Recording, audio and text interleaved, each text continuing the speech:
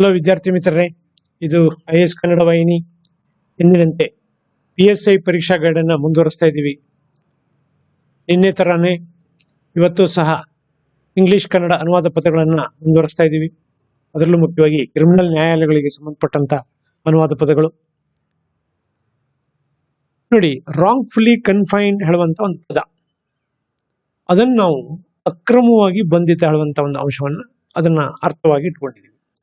ನಂತರ ಅದಕ್ಕೊಂದು ಉದಾಹರಣೆ ಕೊಟ್ಟಿದ್ವಿ. ಏನಂತೇಳಿ, human rights activist searched for persons wrongfully confined.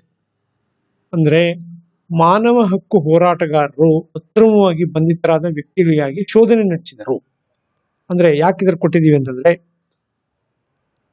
ತಾವು ಪ್ರಾರಂಭದಲ್ಲಿ ಒಂದು ಪದ ಅಥವಾ ಎರಡು ಪದಗಳನ್ನು ಇಟ್ಕೊಂಡು ವಾಕ್ಯವನ್ನ ಅಥವಾ ಆ ಎರಡು ಪದಗಳನ್ನ ಅನುವಾದ ಮಾಡ್ಲಿಕ್ಕೆ ಪ್ರಾರಂಭ ಮಾಡಿದ್ರೆ ಸುಲಭವಾಗುತ್ತೆ. ಸೊ ಹೀಗಾಗಿ ಈ ತರ ಕೊಟ್ಟಿದ್ದೀವಿ. ಅದರಲ್ಲೂ ಮುಖ್ಯವಾಗಿ ತಾಂತ್ರಿಕ ಪದಗಳನ್ನೇ ತೆಗೆದುಕೊಳ್ಳಿ, ಸರಿ ಬರುತ್ತೆ.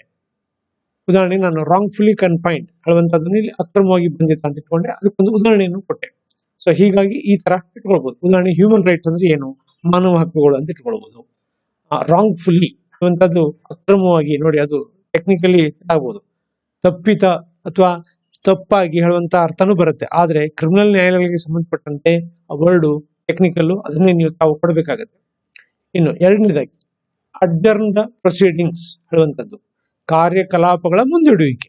ಸಾಮಾನ್ಯವಾಗಿ ಪಾರ್ಲಿಮೆಂಟು ಅಥವಾ ವಿಧಾನಸಭೆಗಳಲ್ಲಿ ಕಂಡುಬರುವಂತಹ ಪದಗಳಿವೆ. ಸ್ಪೀಕರು ಗಲಾಟೆ ಆದ್ರೆ ಅಥವಾ ಗದ್ದಲ ನಡೆದ್ರೆ ಏನ್ ಮಾಡ್ತಾರೆ, ಅವರು ಅಡ್ಜರ್ನ್ ಮಾಡಿದ್ರು ಅಂತ ಹೇಳ್ತಾರೆ.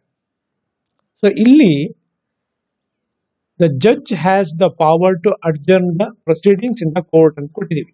ಅಂದ್ರೆ ನ್ಯಾಯಮೂರ್ತಿಗೆ ಕೋರ್ಟಿನಲ್ಲಿ ಕಾರ್ಯಕಲಾಪಗಳನ್ನು ಮುಂದೂಡುವ ಅಧಿಕಾರವಿದೆ ಅಂತ ಹೇಳಿದೀವಿ.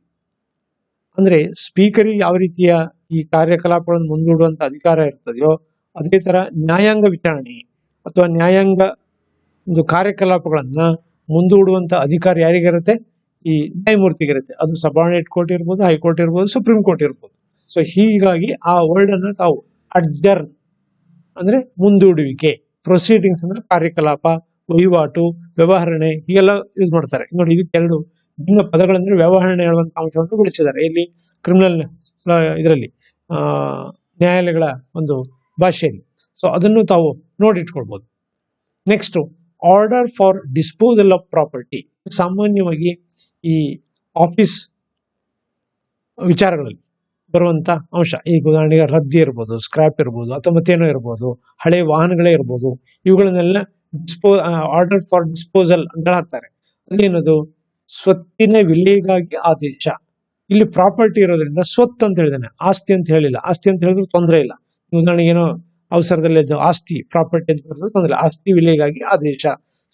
ಸಾಮಾನ್ಯವಾಗಿ ಈ ನ್ಯಾಯಾಲಯಗಳೆಲ್ಲ ಅದ್ರ ಸ್ವತ್ತು ಅಂತ ಕರೀತಾರೆ, ಅದನ್ನ ಪ್ರಾಪರ್ಟಿನ. ಸೊ ಹೀಗಾಗಿ ಅದೇ ಸರಿಯಾದ ಪದ ಅಂತ ಹೇಳೋದನ್ನ ಇಟ್ಕೊಳ್ಬೇಕು. Order for disposal of property ಅಂದ್ರೆ ಸ್ವತ್ತಿನ ವಿಲೆಗಾಗಿ ಆದೇಶ, ಅಥವಾ ಯಾವುದೋ ಒಂದು ತಕರಾರು ಅಥವಾ ಇನ್ಯಾವುದೋ ಅರ್ಜಿ ಅಥವಾ ಉಳಿದವನ್ನು the order for the disposal of the application, order for the disposal of the cases, ಹಿಂಗೆಲ್ಲ ಬರುತ್ತೆ. ಸೊ ಅದನ್ನು ತಾವೇನು ಹೇಳ್ಬೋದು, ವಿಲೆ, ಸ್ವತ್ತಿನ ವಿಲೆ, ಅರ್ಜಿಯ ವಿಲೆ, ಅಥವಾ ಯಾವುದೋ ತಕರಾರು ವಿಲೆ, ಹೀಗೆ ವಿಲೆ ಹೇಳುವಂತದ್ದು ಡಿಸ್ಪೋಸಲ್ ಹೇಳುವಂತ ತಾಂತ್ರಿಕ ಪದಕ್ಕೆ ಸರಿಯಾದ ಪದ ಹೇಳೋದನ್ನು ತಾವು ಇಟ್ಕೊಳ್ಬಹುದು.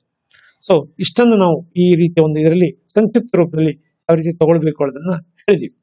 ಮುಂದೆ ಅದಕ್ಕೆ ಏನು ಉದ್ದವಾದ ಅಂದ್ರೆ ದೀರ್ಘವಾದ ಕೆಲವೊಂದು ಪ್ಯಾರಾಗ್ರಾಫ್ಗಳನ್ನು ಇಟ್ಕೊಂಡು ಮಾಡ್ತೀವಿ. ಅದೇ ತರಹ English Kannada, Kannada to English ಕೊಡ್ತೀವಿ. ಸದ್ಯದಲ್ಲೇ ಅದನ್ನ ನಾವು ಇದ್ರೆ ಅಂಶವನ್ನ ಪ್ರಾರಂಭ ಮಾಡ್ತೀವಿ. ಅದು ತಮಗೆ ಗೊತ್ತಾಗುತ್ತೆ, ಮುಂದಿನ ಮಾಲಿಕೆಯಲ್ಲಿ ಕೊಡ್ತೀವಿ. ನಮಸ್ಕಾರ.